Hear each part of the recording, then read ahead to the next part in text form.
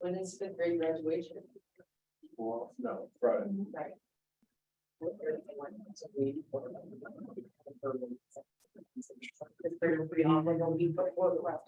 Yeah. It's last day.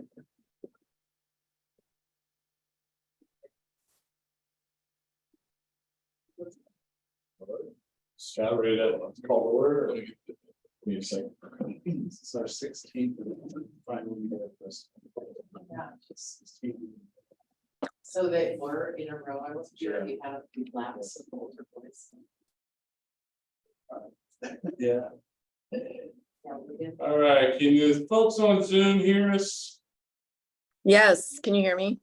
Yes. Great, thank you. Sorry, we had some technical difficulties getting the Zoom up and running. Wanted me to. No, that's okay. I don't know if you guys can see me. I'm working on that. You can see a picture. Or are there two ladies there? I can hear Tracy. Yeah. I don't know if there's someone else.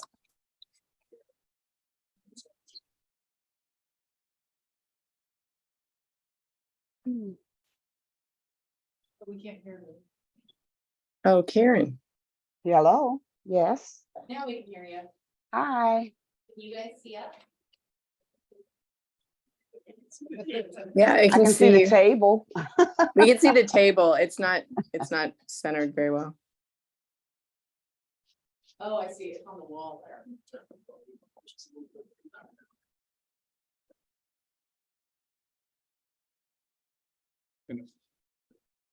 So we are getting new camera systems for this room so that people actually will see people and not just the table. But it has not come in yet, hasn't been done yet, so. All right.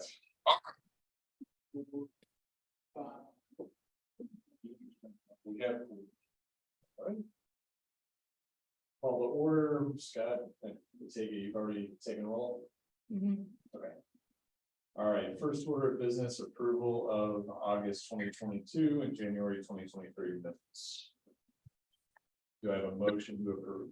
Motion to approve. Second, Second, all in favor? Aye. aye. All right, minutes passed. Do we have any visitors present? Oh, we need to do the January. That was for August. Right, I read both. Oh, do you want me to? If you get vote for both. Yes. So I didn't do the order them to. I'm assuming that 4,000 number is not a visitor. Okay. All right, then, no old business, so new business, discussion of future meeting times, frequency and format. Right, thank you. I put this on here because we have quite a few new folks. We're still waiting on a new school board liaison. David Addison had been the liaison for years for the school board. He has stepped out of the school board and they have not appointed a new one yet. So we're still a little bit waiting on that position to be filled. All the other positions are now filled, but it's kind of a newish board. Some of y'all haven't been on very long. It's Doug, welcome Doug, it's his first meeting. And so I wanted to give you all the opportunity to discuss times, dates, frequencies. If you want to keep going on Wednesdays at 7 monthly, we certainly can. If you want to go back to a different night of the week, we've been on Thursdays in the past, we've been 6:15 in the past, we have done every other month in the past. I was actually gonna bring it up too, because I felt like since we switched from every other month to monthly, we've had less. I think every other month was good. If anybody disagrees, I definitely want to hear what they have to say. I also thought, I don't know if we started doing the roll call during COVID, and I felt like, did we always do the email? Roll call? A little bit during COVID, because we were having No, like- less people Yeah. able to come all the And time. most people weren't really sure. if they wanted to Weren't come in showing person, up, wanted to Zoom. I just felt like if we went back to every other month and just had set times, did away with the roll call. Cause I almost feel like sometimes it prevents us from having them because people aren't seeing them. I know there's been many times that I didn't see them, was planning on going to the meeting, and then the meeting was canceled because we didn't have enough people. And I talked to some people on the other committees about it, and they were like, yeah, we don't do a roll call, we just kind of, if somebody can't make it, they have to call within a certain amount of days. So that Scott knows, and then if we have enough people that do cancel, then we don't have the meeting. So I just felt like then you wouldn't have to be sending those out every week, looking for everybody coming, sending them back, we wouldn't have to be watching for it, being like, oh, did I not respond? Like, I kind of just emailed you early, because I'm like, I might not see it, because I don't always check them. And that way, I feel like we have more meetings. Well, and from my perspective, sometimes they come so quickly before the meeting. I haven't had a chance to see them before the deadline to RSVP positively, and I was planning on going. That's what I And thought as well. yeah, Yeah, I agree that it's more, should be more of a. And I thought it was open. Yeah, But- yeah, I would love the onus just to be on the people who can't make it, to let you know in a time that's appropriate for you, Scott. and what do we think that should be? I think at least 24 hours, but I'm thinking the beginning of the week, even like Monday, Mhm. I think on Wednesdays. If we're gonna do that by end of the day Monday, because we have to post agendas by end of the day, within 24 hours, so by Tuesday afternoon, we post the agendas for the meeting. And I'm fine with that, if you guys can do that, my only request is to make sure you let us know, because like the October meeting, a bunch of folks showed up, but we didn't have enough to make for. And so we sat around for 20 minutes hoping somebody else would show, and then we didn't, and then we all went home. So that's Mm. not great for those that took time out to come. Yeah. So and either way works for me. This is your all commission. It's not mine. I'm just your staff liaison. So you guys decide what you want to do. You guys want to meet every month still, or do you want to do it right there? I'm a little worried about pushing it every other month, just because if you miss one, then it's like you missed 15 or 15% of the meetings for the year. I was feel like the first year I was on it, we did it every other month. We didn't miss them. We had them every month. I mean, every time they were scheduled, people were, we weren't having them. I can't remember one that got missed. Not until COVID. We didn't make that change until I think we just rearranged the one around the holidays too. Yeah.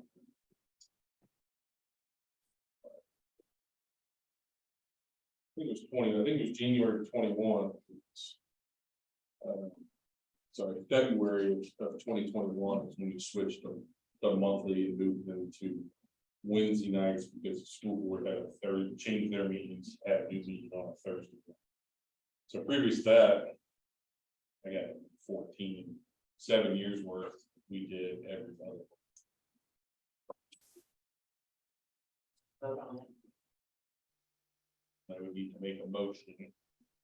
I make a motion that we vote on every other month meeting.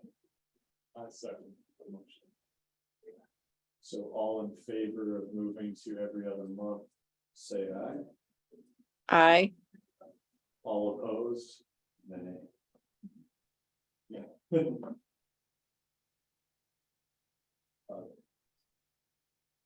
My only hesitation is just, it seems like there's a lot going on right now, and I've had a lot of people come to me recently with complaints or concerns. And I mean, not saying I would never want to go back to every other month, but it seems like until the pool's hashed out, some of the other things are hashed out, especially since we haven't met since January. Feels a little early to go back to every other month. What if we met in June and started June, skip July because of the 4th of July celebration, where that's kind of like a big thing for everybody here anyway, and then meet again in August. And that would be 2 months out of the summer, would that make it better a little bit? Cause I mean, I think that's a good idea, I see what you're saying, especially with summer stuff. Yeah. And I think that would be the 1 month that might be more appropriate, and then deliberate because of everything. So that July and December, we won't meet, but every other month. December, we have it. Yeah, typically St. Yeah, when we did every other month. December was a holiday party, the city had boards and commission holiday parties, that counted particularly as the December month. And then we did February, March, June, August, October. So we basically met 5 times a year, and then the December one was the holiday party. Sometimes one of those other 5. So all 4. Scott, are there any like key milestones? Because I feel like frequency doesn't matter as much to me as long as if like there's a decision that has to be made about the pool by X date to meet before that day. So we'll get to the pool here in a little bit. That's part of my reports and some stuff that's going on with that, but the pool's gonna be ongoing for the next 3 years before we have a new pool. So we're getting ready to close up the master plan. And once we close up the master plan, then we'll start a construction plan. And then sometime next year, it'll go out to residents for a bond issue. So prior to that, there'll be some work for not this commission, but maybe another group of folks that would like to start a Friends of the Park, Friends of the Pool, Friends of the something type of group that if you were interested in helping to get information out to the general public, really phrase how the city can't promote or defend or whatever, we provide the information, and then you as residents get to make your inputs. But if there's a citizen-led committee that wanted to promote it with yard signs and say vote yes for this, whatever, that's outside of a city commission, or city staff, that folks can do something like that. So based on your knowledge, if we didn't meet again until say August, Well, I was thinking if we started every month average, like we meet again next month and then skip July and then go August and then skip September and then October. And I think also if there's something that came up and we have a meeting next month, or say when we meet in August and we think, you know what, we really need September, we could make a motion and decide to do that as well. If we think there's something coming with it, every month, you know, I would definitely say, yeah, like, let's just kind of decide then. perfect. So then, Especially if there are things like coming up that we want to talk to Scott about, like the city has a lot of people coming to you about the pool, and I have had people talk to me about it as well, just the plans and everything, so. so every other month, and then during those every other month meetings, if something comes up, we can just vote on the set the next meeting item to change it to sooner. All right, sounds good. Perfect. All right, anything else on future meetings, or can we move to Dates and times good for you guys, Bill, and here you just Yeah. just keep it where it is? Yeah, I think it's fine. Kind of arranged everything around this. Yeah. An initial review of potential policy on naming of parks and facilities. So I'm sorry, did we landed on, we're going to go every other month? Yes, ma'am, every other Okay. month, but we're still gonna meet in June, and then we'll start every other month after that. As the Okay. regular meeting. Okay, thank you. So. One of the things we talked about last time was the renaming of the Arts Commission's request to that they submitted to us on our thoughts on renaming the sculpture park. That kind of kicked off a little bit. You guys voted on that and said,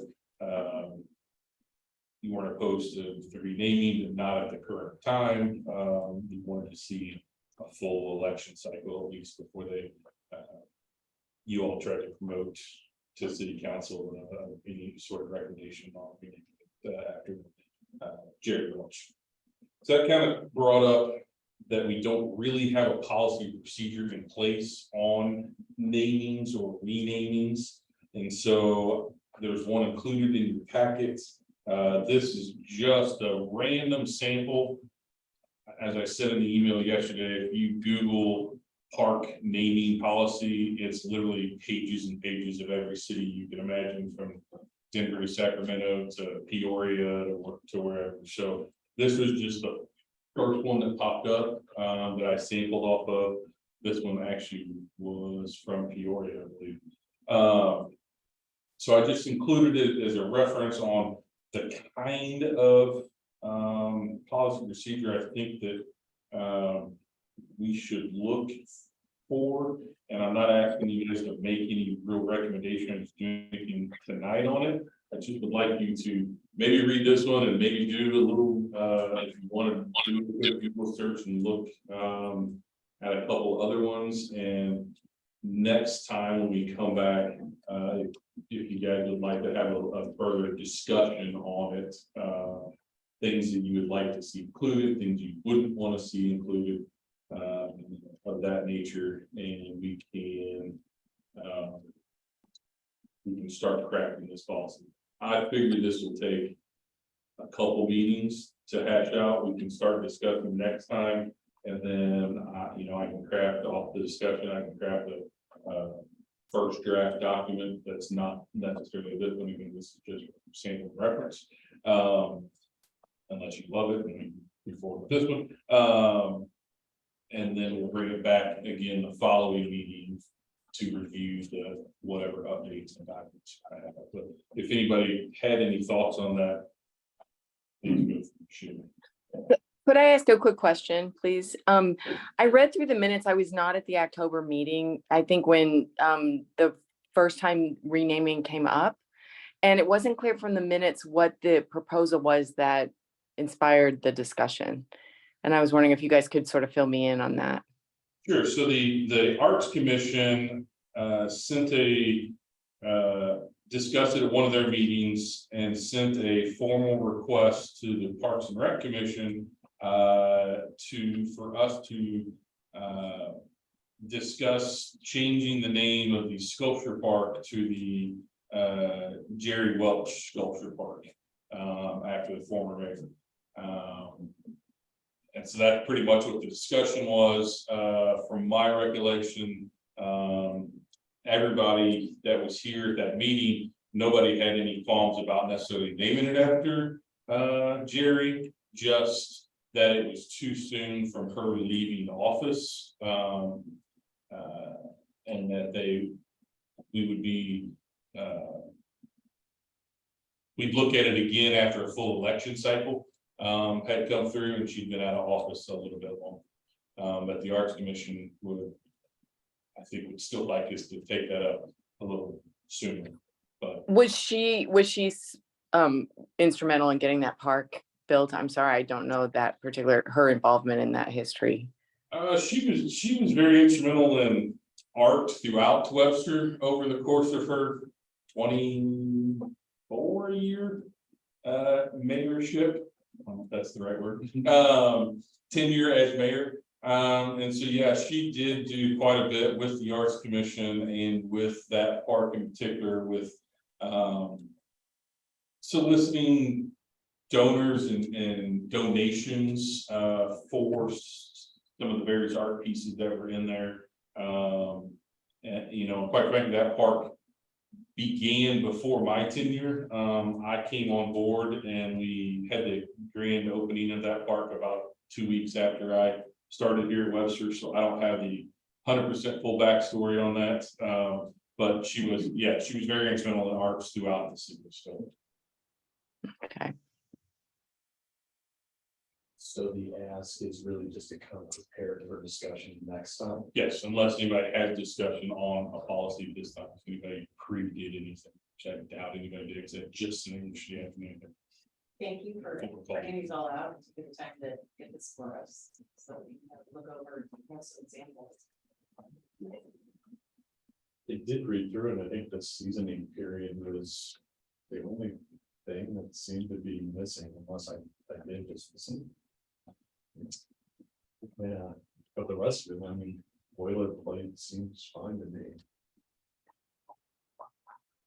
Yeah, I honestly didn't even dig into it all that hard either, because I pulled up 7 or 8 different ones and was trying to compare and contrast, and this one seemed to hold 90. They're all basically about 90. It's like everybody steals from everybody else or borrows from everybody else. So they're all about 90% the same from the ones I looked at. some of them had a different. Couple different things on there, but yeah, they're all about the same, so. I think one of the big things that I saw on all of them was that, all these policies are crafted in such a way that they want to get a name and keep a name and for a very long time and not have something that gets constantly changed. And a lot of our parks were donated by a family like Blackburn, Barbary, Barnacle. So those you probably would never look at changing because some of them are deeded that way to us. They have to be named after XYZ person. But we do have some other parks, and we've certainly got facilities that don't have names or don't have historically significant, other than that's what it's been called for years. Southwest Park, in the southwest corner of Webster. That's why I think it got named that, but there's been talk in years past about renaming that park, so. I just want to give it something that we can refer back to, so when I'm not here, and you're not here, the next folks have policies and procedures of why we do things and how they should move forward. And ultimately, it's the city council's decision, so whether we craft this policy, you all submit it to council, this is the policy you'd like to follow, and you'll be using as the standard and guide. Council, of course, runs the city, so at any time they could rename Blackman Park to the Scott Davis Park if they wanted to. They never will. Not that. But that's up to them to make the final decision on all those.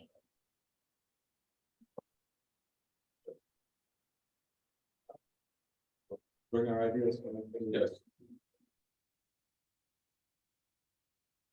Any other new business before moving to these on reports?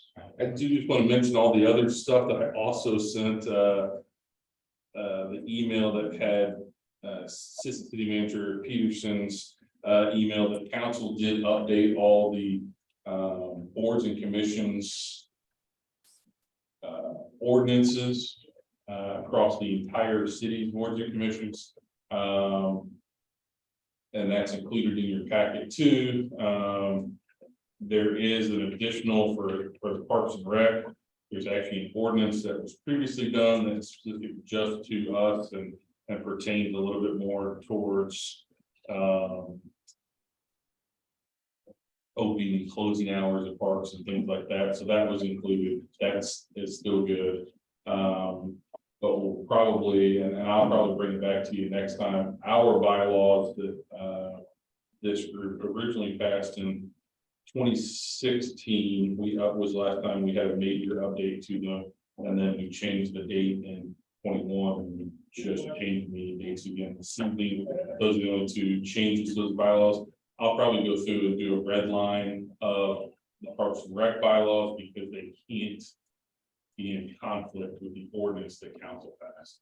So I'll make sure that they're not, and if there are, I'll redline that out and bring it back to you at the next meeting, just to say, we need to clean this up. Here's the revisions that I would suggest, so that we're in compliance. Good.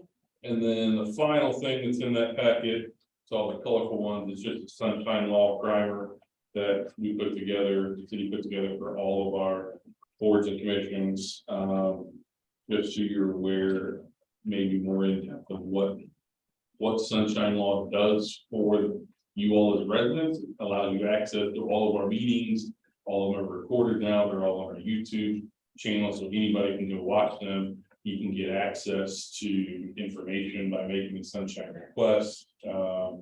Everything this commission does is it's in the open. It is, the sun is hitting it. That's why it's called the sunshine law. So the biggest thing that commissions run into is if 3 or 4 people have a back channel meeting about something that's not done in an open public meeting. So that's why we always have to have a door open. So anybody can come in if they want to, type of thing. So this group has not had a problem with that, but we're sending this out to everybody. So Is it more than 3, right? Like 3, because I remember when we were like, it's crazy, and I were talking about back when we were doing something with the The run. Yeah. But it was like I thought it was more than three. Yeah. Three could get together and try to organize something like, 3 could be a subcommittee, 4 becomes me.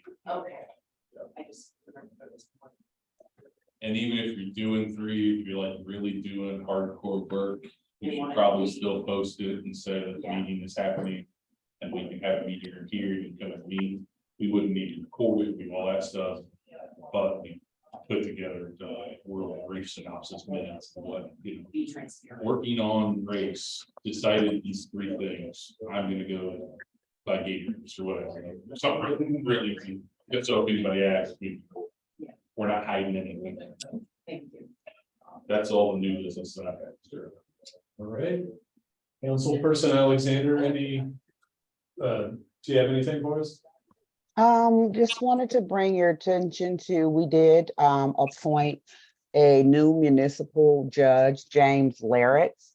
And he will begin his role in July. And our former, we have a mandatory retirement at 75, so we appointed a new judge. And so again, this information is on the website and you can go there and read that.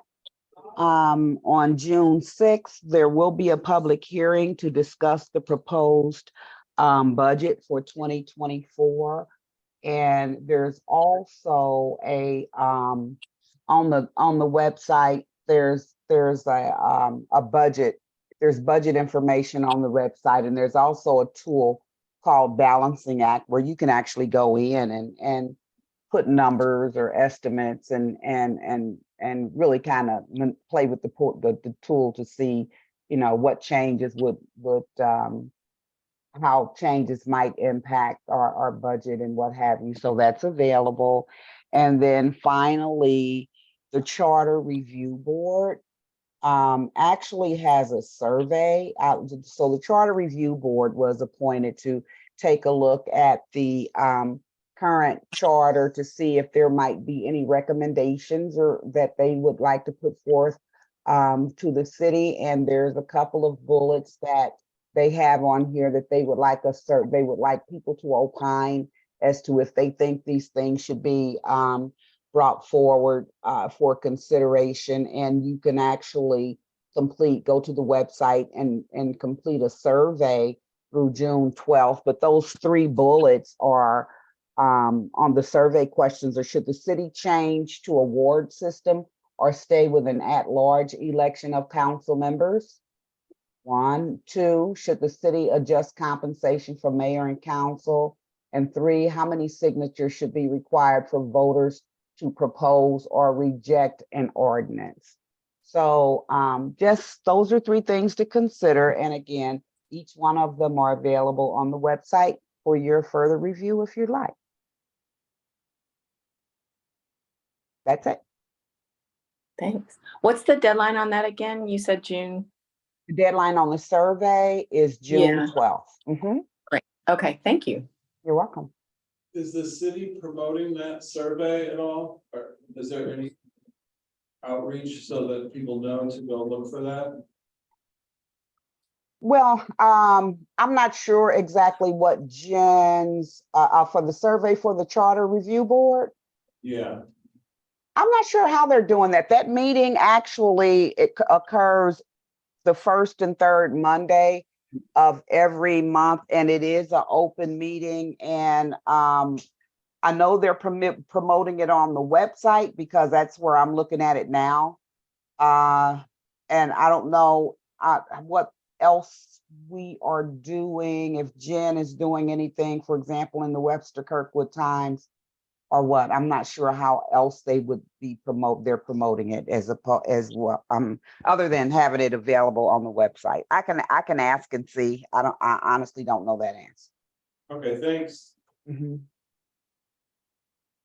All right, any other questions? Okay, Scott, you're up. Alrighty. Starting out with parks first. The new park with GRG, they are gonna be, they're ready to put out a survey here any day. As soon as I see that survey, then we'll get it put up on all our social media pages and the city's webpage.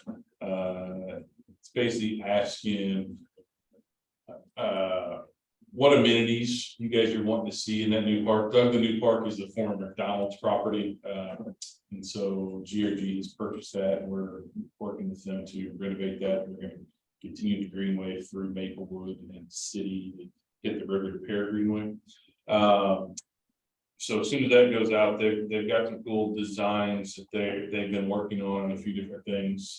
So we're ready to have y'all weigh in on, what you think. I don't know if they're gonna, if they're gonna show a full design, or if they're gonna show bits and pieces and say, tell us, out of these 10 amenities, tell us which 5 you like, or something like that, and they're trying to build those in, so that'll be up here pretty soon. Yeah. It's gonna be- I know that fire trucks put it off for a while. So they get the trucks. We are currently writing a grant for EPA Section 319 funds, and that's gonna be a $400,000 grant. It's a 40% match by the city, so it'll be a $666,000 project. The Missouri Department of Revenue is the one who's they actually get the grants from the EPA, and they give them out to sub-recipients. So we were the only city in this round that they gave pre-approval to go ahead and fill out the grant. So we met with them this morning, did a walkthrough of some of the sites. So I'm 99% confident, unless we screw up the actual grant writing. A consultant that's writing, who's done many of these actual same grants, that we should get that $400,000. The money won't actually be available to us until end of the federal fiscal year 24. The Fed's fiscal year starts October 1st, so we probably won't get it until September of 25. So it's still a couple of years out on this, but the areas that we're looking to improve would be the creek bed areas, the riparian zones next to the creeks of Deer Creek, at the intersection of Marshall and Brentwood, and the Shady Creek Nature Sanctuary. So goats, yes, goats will be coming back for a couple of years. That was a huge hit for us last year.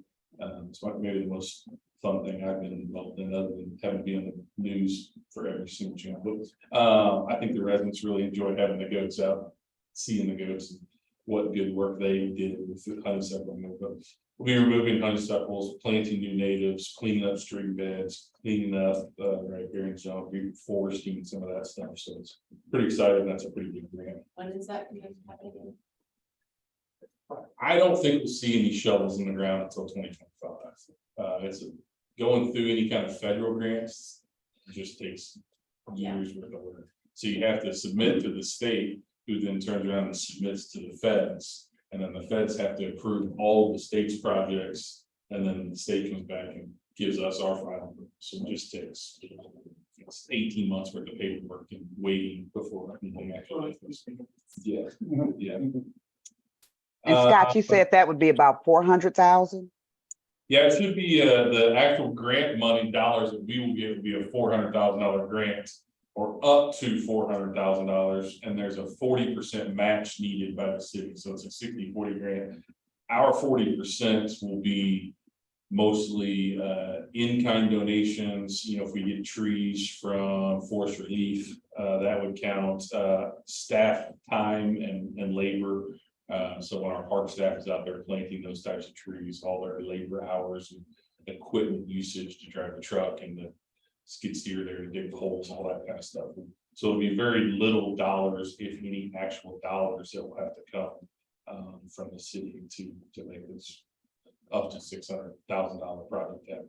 Well, like I said, we're still writing the grant, so we don't know if we'll necessarily get to that full 400,000, but that's the max that they will do. So we're gonna try to use every penny of it we can. It's free money. But you were saying that our plan that we put forward with the grant would be focused on Deer Creek, Brentwood, and Shady Creek. Yeah, the Shady Creek Nature Preserve, and then the area adjacent to the Greenway, between the Greenway and the creek at Marshall and Brentwood for Deer Creek. Okay, Down to the Marshall Avenue Trailhead. That's the primary zone. We went and looked at several other places too, in case we can't spend enough money there, then we'll look at Deer Creek Park and some of the other parks, but adjacent to the creeks and streams. Wasn't there some talk about MSD putting the bill for some of that, you know? Not that I'm aware of. Not only this will all be native restoration, basically taking out turf grass, taking out honeysuckles and try to replace them with wetlands or lowland forests, things of that nature to stop water from getting to the creek is the primary concern, and so there'll be a better water quality in the creek itself. Are you talking about Deer Creek maybe with the previous flooding from last summer? Yeah, all the blockage that was caused by all the debris and that. Oh, yeah, no, so that was, Department of Natural Resources was involved in that, and, MSD was involved in that, from the bridge that went to, yeah, they've been working on that. So, MSG. MSD. Did I say, I might have. Never mind. I'm on it. Fine. Just put down another letter. Can I ask a quick question on that area? Is Yeah. The new Brentwood development on the other side of the metro Mhm. state, is there a connection between On the trail, the the green, Greenway and? there will be one, they haven't completed that portion of it yet, they've got a new greenway that comes through that whole Brentwood bound area and it actually goes underneath Manchester and ties into some of their other trails. I can't remember off the top of my head. It may just be the sidewalk that's currently there on the east side of Brentwood, when it goes right across the creek, because there's not much extra space there. So it might be that our portion of the Deer Creek Greenway stops right at that intersection, or not stops, it goes through the intersection, but at that intersection, then you walk the sidewalk over the creek. Past by state, and then it jumps into another full-size 10-foot trail. I don't know if there's an actual 10-foot connection scheduled through there because of roadway construction and bridge construction. But I'm looking at stuff. NOMO April, so the city participated in NOMO April, and I would like to get your all's thoughts and opinions on that program.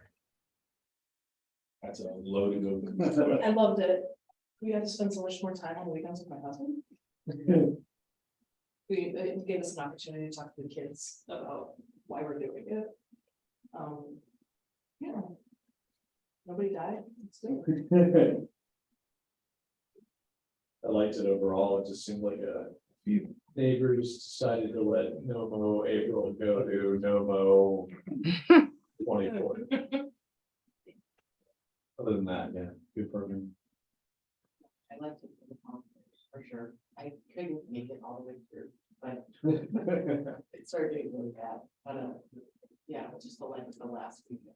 But it's a one mode. We have a lot of natural areas in our with the pollinators. So something.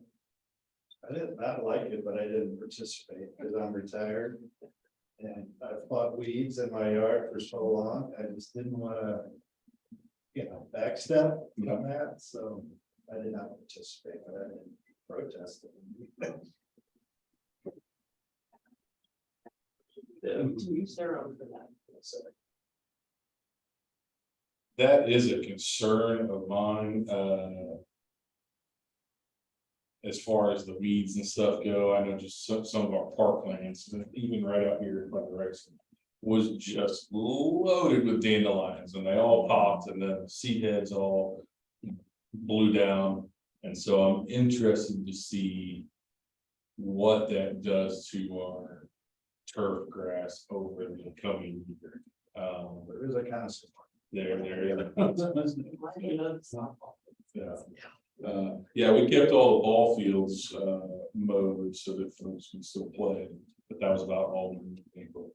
And it's been a challenge to go out and mow that. We maintain about 165 acres of mowable area throughout the city and the right of ways, islands and certain neighborhoods and stuff like that. So it's been difficult to get to all those. So like you said, some of the neighbors have taken it to no mow May. I've had Mhm. several of those comments directed towards us, so we haven't gotten all those areas mowed down fast enough. And even some of them, when we do mow, I've noticed that it's just so hard to mow when it's, a foot tall, that not everything gets mowed. You knock it all down, and 2 days later, some of the stuff in the middle pops back up, so. Are you planning to let Blackburn, like big portions of Blackburn, go natural or what? There are several areas throughout our park systems that we aren't going to continue to mow. We are trying to lower the mobile turf areas, so Blackburn does have a pretty healthy field there that's not being fully moved. Yeah. Was that due to budget cuts or was that really due to this no idea? It's more, staffing levels. We used to have pay $75,000 a year for contract mowing. And we took all that in-house last year. And we just don't have the time of the day to mow every single thing the way we used to because we mowed all the time, plus we got the contractors mow. And we just don't have enough time and equipment to mow all that. So some areas we are reducing our mobile stuff. We're looking to plant some other things in certain spots that doesn't need mowing. Some areas just won't be mowed as often. I just walked that area and I don't know what people would do on the one field. It's sort of hilly and there's trees, but I walked like the border and it all been stopped out. So maybe if you could mow Pathway. a path, 6 feet wide or something.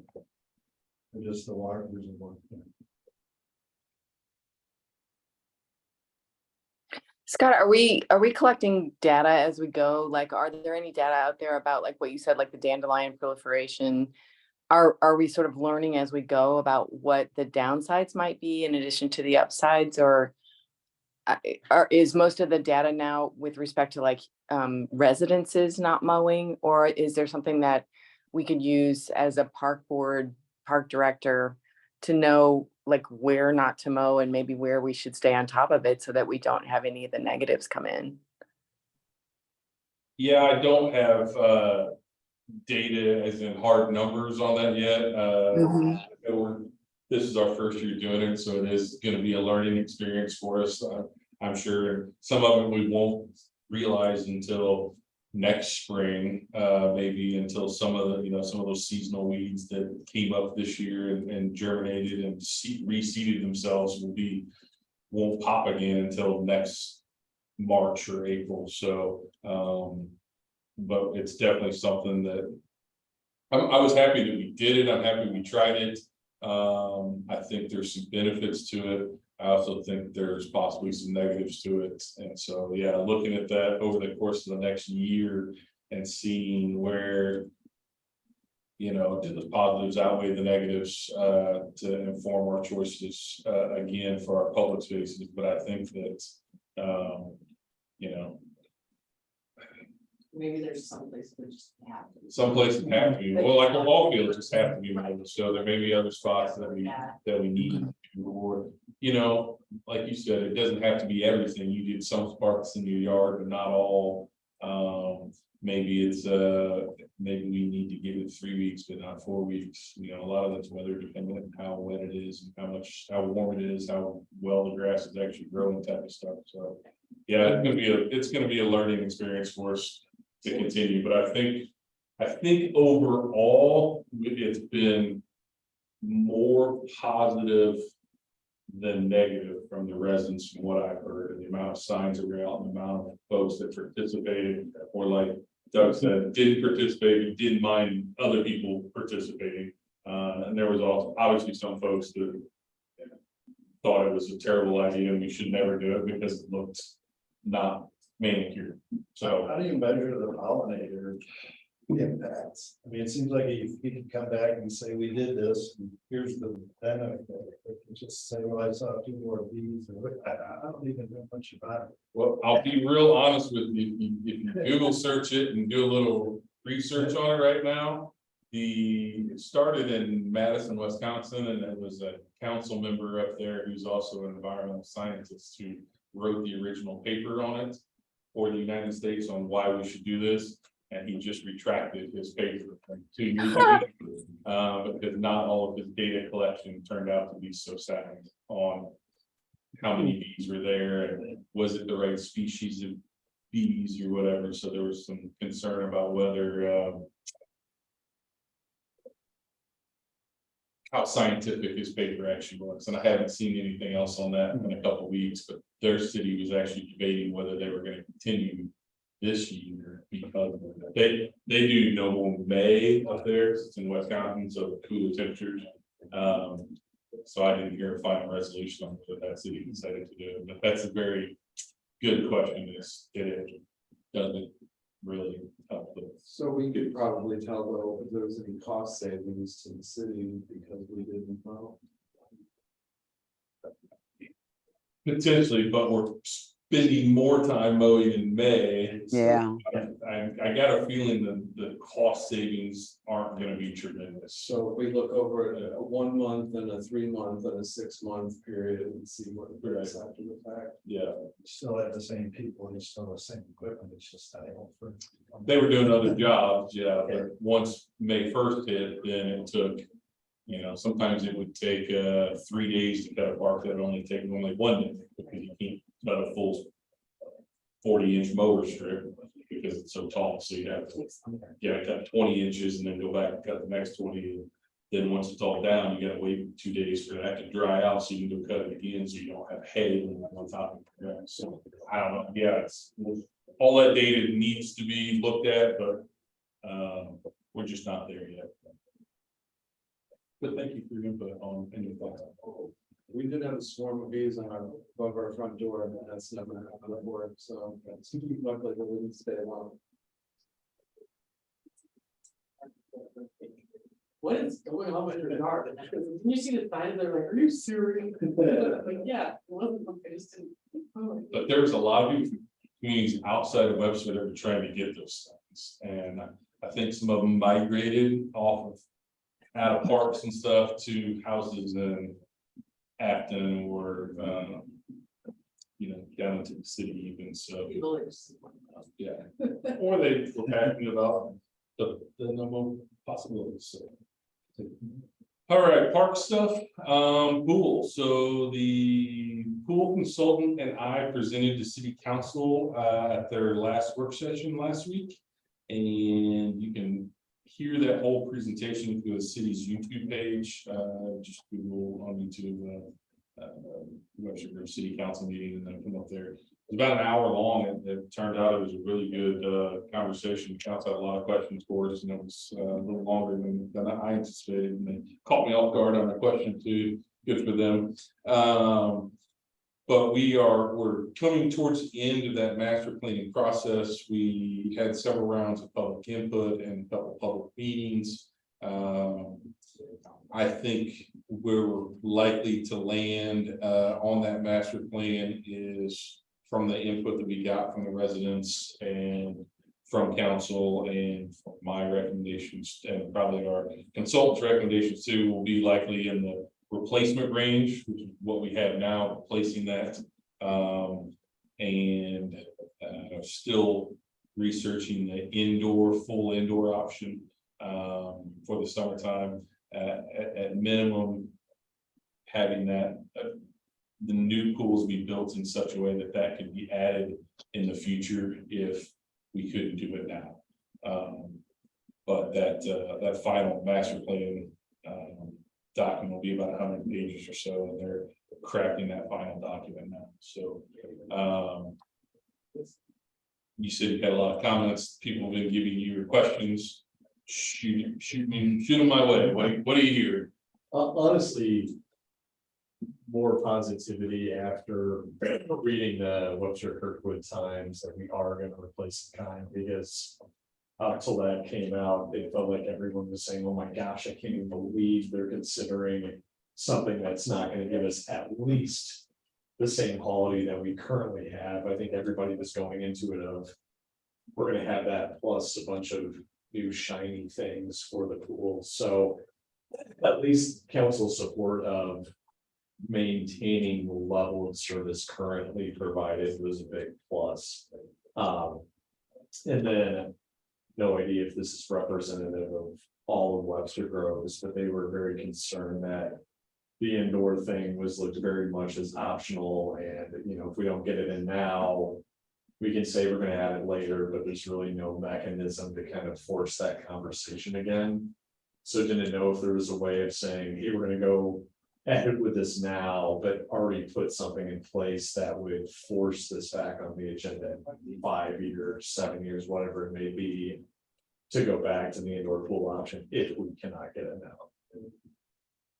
But thankfully, a much better conversation now than it was, I think, a couple months ago when folks thought we were gonna have a smaller, not as nice pool based on some of those options. And the way those options came about was, you know, COVID ruined it, first of all. So I've been working on this project for almost a decade, that we've been knowing this was coming and we've been planning for it. And we've been talking to various pool consultants and pool builders and designers. And for the last, 7 years, 5 years, they've been saying $6 million gets you full replacement, $6 million to replace what you got out there now. So that's kind of the money that we were looking at. And so when we started this master planning process, I told the consultants would give us some different pools and different price ranges at $6 million, $8 million, $10 million, and then we'll have stuff to show. Well, the COVID, inflation, and everything that happened over the last 3 years turned a $6 million replacement now is $12 million plus replacement. So when we gave the consultants those $6, $8, $10 million numbers, I was hoping to see 8 and 10 be bigger and better than we currently have. And pricing on everything is just going up so crazy that it didn't come back that way. So that's what we presented at that January meeting, and then we overwhelmingly heard, you can't go from a pool that'll fit 700 people in the water to a pool that'll fit 300 people in the water, which is what the $6 million option was. So that's when then I told the consultants to go back and give us a full replacement value, which is that $12 million. Yeah, it's called a bond issue. I don't believe, I can say that. Yes, so we're not there yet on final costs and final what's gonna be on there. Everything you've seen so far are concept plans. So, and I said this in the meeting with council last week, I said, don't take a look at this and come back 5 years from now and look at Google Earth and say, how come Google Earth doesn't match what you showed us in 2023? Just their concept. So the next phase would be, we'll get into the construction and design, will be the actual, what will be there, where we locate, how many slides, where the slides will be, and what type of slides and things like that. So we're just not to that. And we did, I can't remember, but I thought we did the bottom of the pool kind of just patching. That was done already. Over the past year or something. So we've done a bunch. We painted a bunch this spring in some areas that were growing algae last year because of the surface was so pitted. So we spent about $2,500 painting it in-house. The bottom of the slide and that area, if you're looking at the slides to the left, that little circular area, both those That's areas the area. are painted. Yeah, The bottom, that was where it was like rough. Pitted, yeah. To put new plaster in would have been $100,000 just for that maybe. And we're not putting that much money into it or anticipating hoping to blow it up in Right. 2 years. So I'm just thinking, I was just thinking for safety reasons, nobody covered. Right. Cool, I'm glad they did that. so we're limping it along, That's- keep it going, but it's I didn't I would be curious, the feedback regarding the intern, the inside pool. Was there any talk around cost? I mean, is this something that, I mean, I get that they said is, what, is there a means of forcing the conversation back on the agenda in the future to ensure, that that's picked back up the completion, but, in that conversation, was there any concern around cost? No, it seemed like, everyone who came to me even stated flat out, they didn't even need it to be cost neutral. They were happy voting for a bond issuance or whatever it needed to get that done. Okay, got it. Thank you. And that was maybe 7 people, so not a huge group, Were but they saying they wanted the indoor pool, yes, Yes. absolutely. Evidently, Yeah. Okay, thank you. a much nicer outdoor pool. And not have it indoor, like, if we don't have the really big, like, it really big outdoor pool, that's nice. I mean, not that I don't want an indoor one too, but I just feel like if we had to make it. That outdoor one. And I don't think they were disagreeing, it was more of just, Yeah. Well, they hey, want, we would be willing to pay an extra X amount to get the indoor. I remember a couple years ago saying the same thing. But it was like, when we went over that they don't make money, they lose money, even if you do lots of swim lessons and classes, that it just doesn't make any money, it's money still. I think that's why we kind of feel like, not just the hour. Yeah, that was one of the concerns when we were talking about it too, was that even once we get it, it's an additional $200,000. What was that, Scott, per? Yeah, it'll be a loss of $200,000 to $250,000 estimated per year on the operating cost. Is that taking into consideration the extra revenue? That's all the extra revenue. If we rent out the lap lanes to all the swim teams and all the colleges and high schools in town, and we do swim lessons, and we have an additional membership for the indoor pool for 12 months or 9 months with the outdoor pools. All that combined will get us about 50% of the cost. So it's a rest case. At the normal rates. I mean, the normal rate for nationwide to rent a lap lane is $15, per lap lane. So, even if we went up to $20 a lap lane, and charged $160 an hour to rent all 8 lanes, you're still not gonna, They were kind of like service. Yeah. The community provides for. yeah. The big question is, where do we find those funds? Where do we get the revenue? Yeah. Have mean, where do we- deficit yeah. spending across the entire city's budget, so.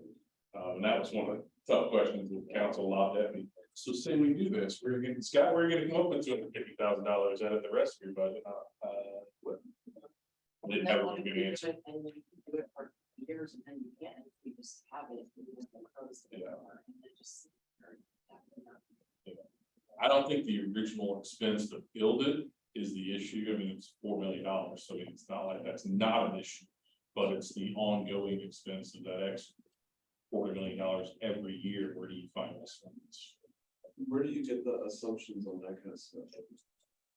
On how much you can rent them for and things like that. Yeah. That's kind of what our consultant is putting together, those numbers in the master plan.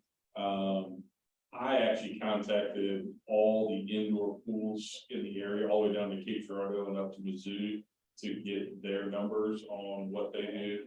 And I have those numbers that I presented to council, I have that in front of me, but none of them approach breaking even anywhere. Cape Girardeau, I think, was the lowest at my hometown, that's why I couldn't end it down, but they were only like 28% cost recovery. The Kirkwood High School was around 70% cost recovery, but they also have quite a huge endowment to run that building, so that included their interest off of that endowment as well.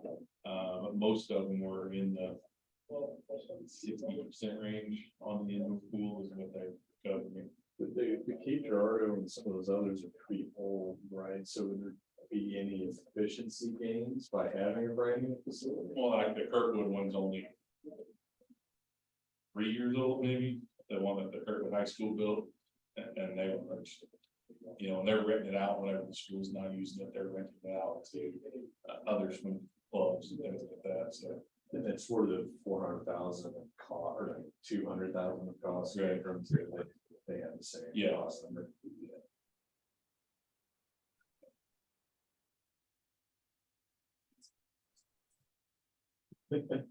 Well, it's the HVAC, and then you got building heated all through the winter.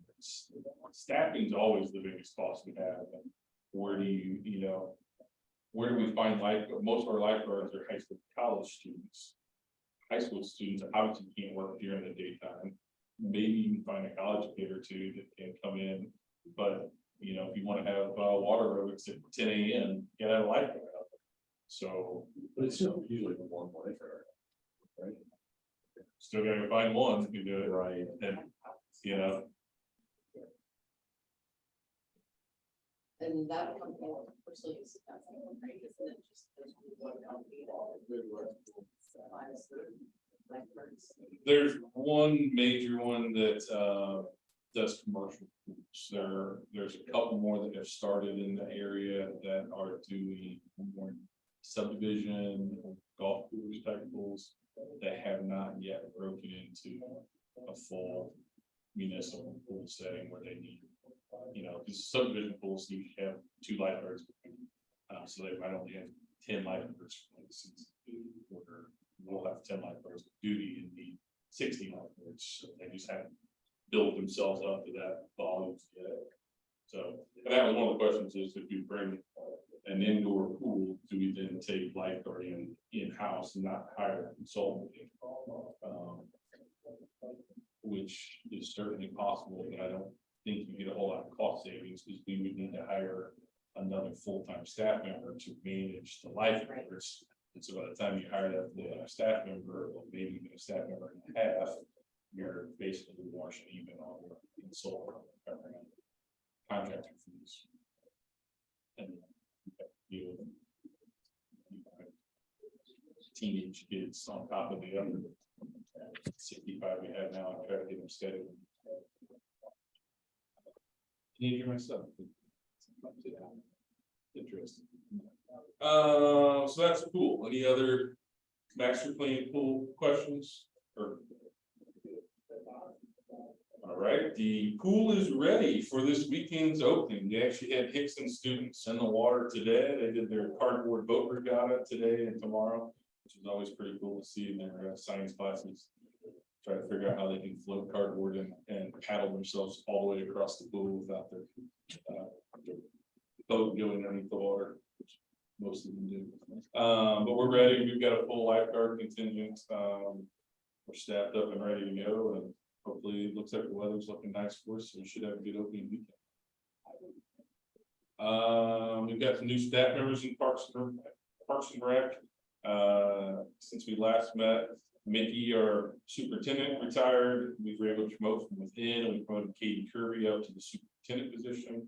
We then hired to backfill her rec manager position with a gentleman named Dan Eastham, who came from Richmond Heights via Baldwin, via Eureka. So we're excited to have both of them here with us, and looking forward to seeing what they can put together with new programs and stuff for us. And we do have one open position, full-time position out in park maintenance right now. We have a gentleman who's going to retire June 1st. So if you know anybody who's looking for park maintenance, landscaping type of position full-time, it's available and open. And then we're always hiring part-time staff. So lots of park maintenance. We really need some help out there. Some folks to come help cut grass, do ball fields, weeds, pluck weeds, things of that nature. And then summertime's always busy for us here, just inside with people shifting out the pool or out to day camp or whatever. So if you got kids that are 16 and up, or you got friends that got kids that are 16 and up, we're starting at $14 an hour is our base pay. We go up from there, so it's And the last thing I have, parade applications. Parade applications, if you're looking to put a unit in the Fourth of July parade, are due by June 16th. There's an online application, you can fill out off the city's website. I hope everybody does. We have a big parade in June.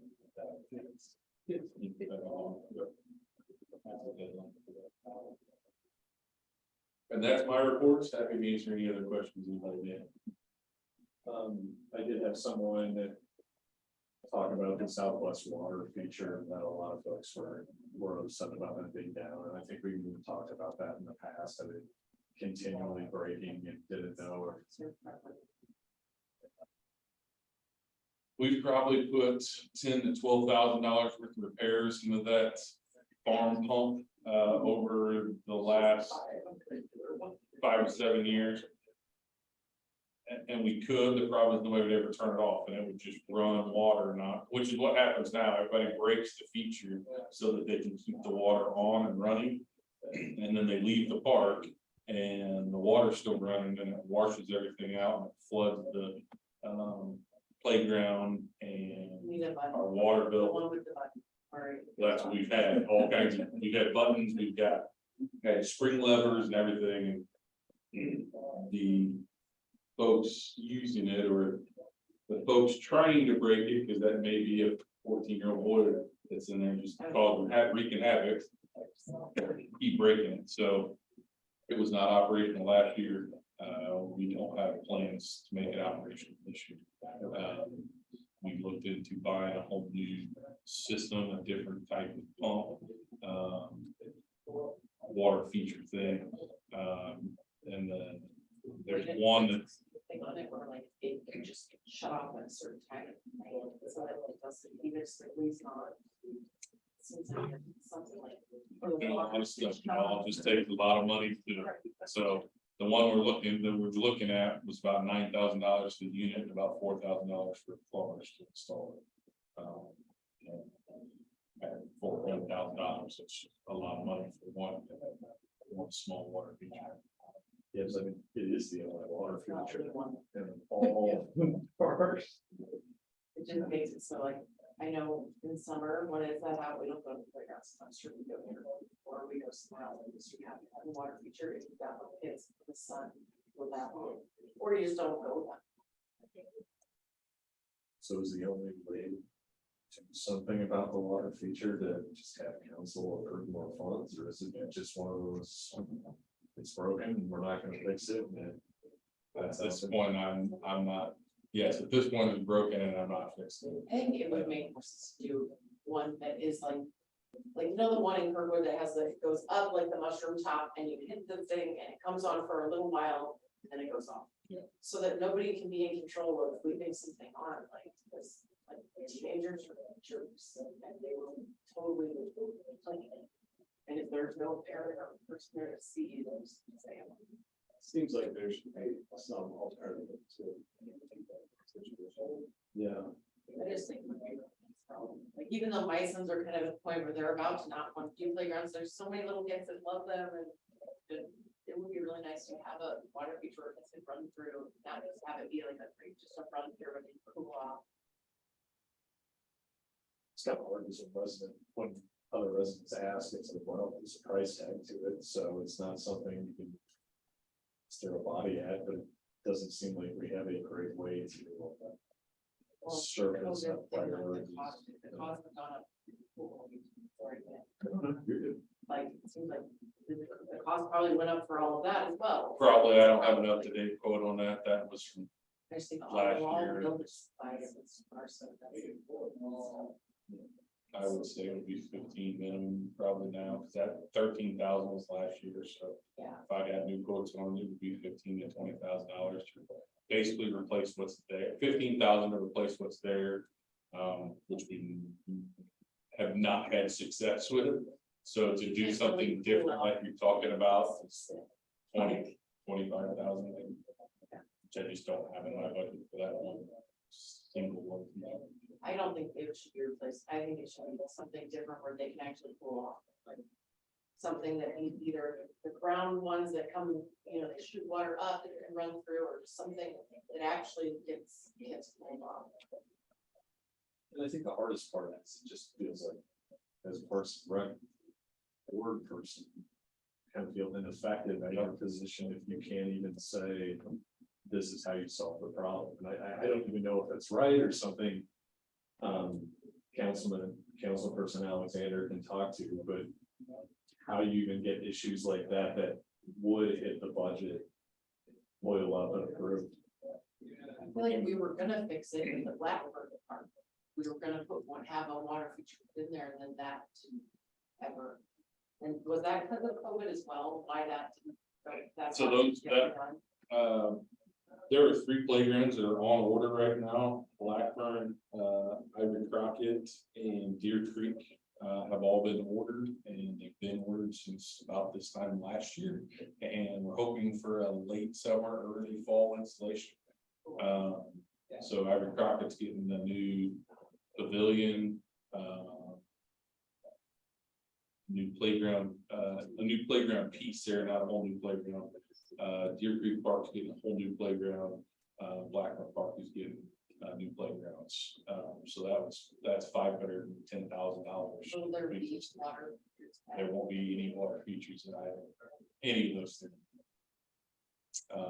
There has been some discussion about doing a water park, spray ground, at Ivory Crockett, as part of the pool bonding issue, and that is very likely something we'll see. We would have a spray ground that would not be inside the pool. It would be open and free for anybody to use. So we're looking at that over there, but not at all those other parts. Scott, is there ever any consideration of bringing in companies, private donors as an advertising opportunity to sponsor something like a water feature? I mean, 25 grand is relatively low when you're considering like what the Webster Pool is going to cost. But if, water feature presented by blah, blah, blah, blah, could be on a permanent metal plaque at the water feature, like I'm thinking like landscape companies or people who would like to regularly be seen by families who go to a park in that area. But is there any kind of energy to market something like that? And is that just folly to think that anybody would come through for something like that? There has been some discussion about that. I have started to craft some policy procedures around that, specifically in the ice rink, on the boards in the ice rinks, like you see at other hockey rinks, and you see at McDonald's or Ted's Tacos or Industry or whatever, Toyota or whoever on there. So we're working on that. We had a major donor at Glen Park about 5 years ago that paid for the entire park to be renovated, the whole new playground and pavilion structure that went in there. And that was, $150,000-$60,000. So there's folks out there sometimes that would like to do that. I certainly don't ever really walk away from the green. If someone wants to stroke a check, I'll be happy to catch it. But historically, council did not want or city manager and previous parks directors did not want to turn our facilities into NASCAR. They didn't want everything to be sponsored by whatever, and stickers everywhere, that we, just didn't want to go that route. But it seems like there's a tasteful way to do it. They'll get a bronze plaque that says the name of the company, put it right there. Like you can make it look nice, where it's not like an advertisement. yeah. But if they're willing. Mhm. So, I don't know that I would be opposed to that if someone came out of the woodworks and said, my whichever company would like to sponsor that for $10,000 or $20,000, I would certainly take a look at that, and it would be something that we would take back to city manager and probably city council and say, You know, do you guys want to do this? Are you willing to do this? We did that with Glen Park. We had a full agreement that said what they got as donors, what the city gets with the donation, and you know, it was a multi-page agreement that outlined those that transaction. So, yeah. Well, is there anybody at City Hall tasked with, you know, from promotions like that or marketing things like that? I mean, I hate to say, but with baby boomers aging and people and how much they love Webster, I can imagine some folks might be really amenable to, you know, making a gift right now, you know, and it doesn't have to be NASCAR, but is there anybody tasked with doing that on the regular at City Hall? No. I mean, the person, Jen Starkey, is basically our public relations person. Okay. I mean, I can't say that she has that particular task Mhm. on her agenda, but she would be the one that would do something like that. You said Jen or Jan Starkey? Jenny Jenny Starkey. Starkey. But our only real option to try and state something into the bond or the pool to get a water feature added or repaired, or is there any other option? I mean, you guys always have the option of bringing it up at this commission and saying this is the route that the commission would like to see. This is what you guys are about. That's kind of your task as this commission, is to bring things like that from that you're hearing from your community, from your neighbors and residents, and bring them to us and say, you know, this is the priority. You guys need to figure this out and get it in your budget somehow. So is it like a motion to the council or just a motion that we have on record? So you would make you would bring it to the board, you make a motion and say, you know, this is a priority for us, and you guys need to work on putting this together and get it going. And then I would take that back and try to make that happen in our budgets, get it put in the budget for funding, and that goes up through City Hall and then to council to in their budget hearings and make those types of funding decisions. So should we look into other water features and other parks around the area and see like what we think we would want to put in place of what's currently there that might work better for a long term? And then. I think what do- anything, sounds, anything, and then, I mean, I've seen almost all of them. There isn't one. You're that's saying like- we should research it to the point of getting costs and things and then with that too. I don't know that you necessarily need to go get costs, because I mean, if you know a guy that does that, great. If not, that's kind of my job. I know guys that do that, but if it would be helpful if you came back and said, you know, XYZ feature at Tillis Park or Kirkwood Park or something like that. That's what we would like to see. And then, you know, from there, I could take that and do the nuts and bolts research on it. I don't think that you guys need to do that. If you want to, go right ahead, but that seems to be in my wheelhouse. Yeah. So we want to take another meeting cycle to come back with some ideas, or do we just want to make a motion now to keep it really generic and just say we want a working water feature in a Webster Park?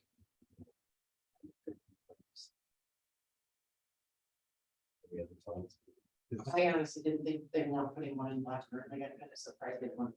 Just because that one's broken. I think it would be helpful if we came up with some ideas, and if we can do it at the June 28th meeting. I think that's a good idea. This might be naive or dumb, is crowdfunding an option? I mean, I've never heard it about a park feature, but it seems like some people. make a lot of money. Yeah. Like anything, someone said. Yeah. So can we just add that to the new or old business for next time? Does that need an official motion? We can put it on the new business for next time. Okay. There's a spot too at Southwest, that circle stone area would be perfect for something like. Water. I don't know if that's the park everybody would want it at, but. Seems like that would be a decent spot. Where you wouldn't be tearing up under the playground. It wouldn't be as expensive. All right, so homework come with suggestions next time for what. And when is the Blackburn Park getting torn up? This summer, end of summer? Hopefully, yes. Is it like a total redo? Total review, all the equipment will stay will go away and new equipment. You're waiting on the. Yes.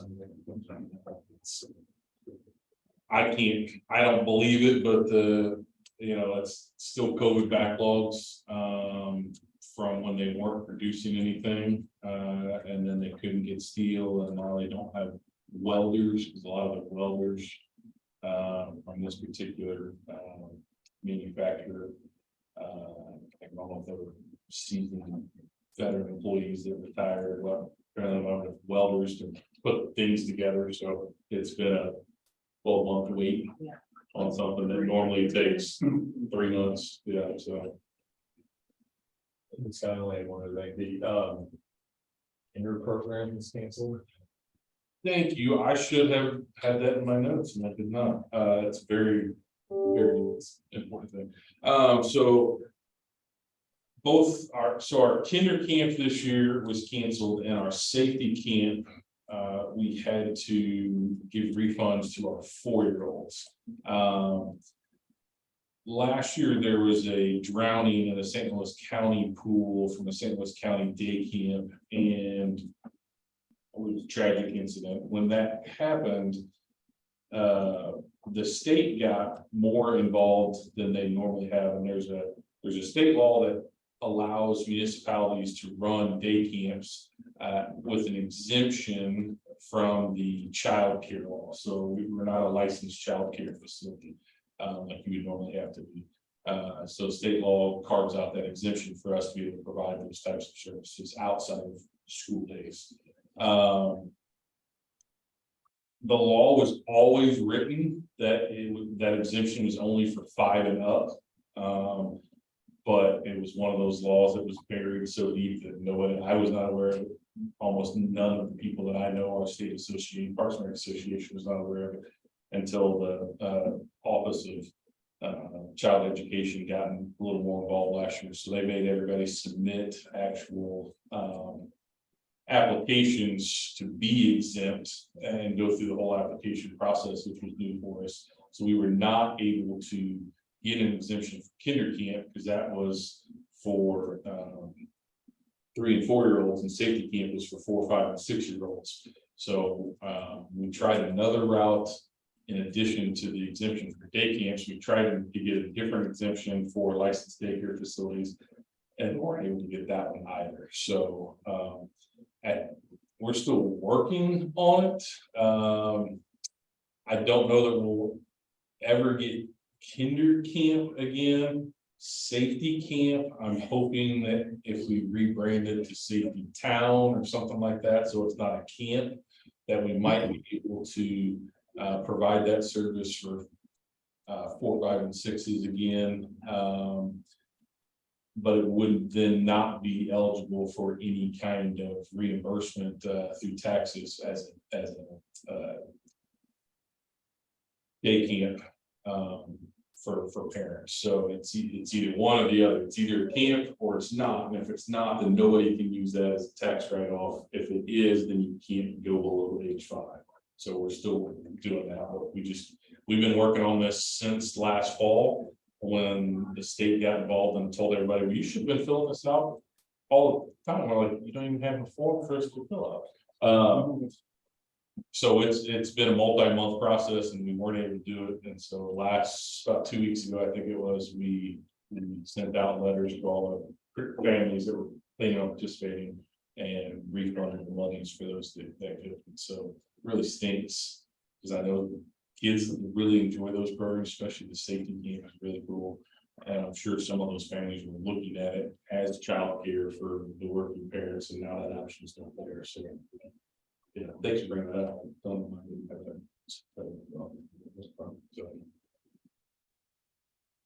Any other topics or questions?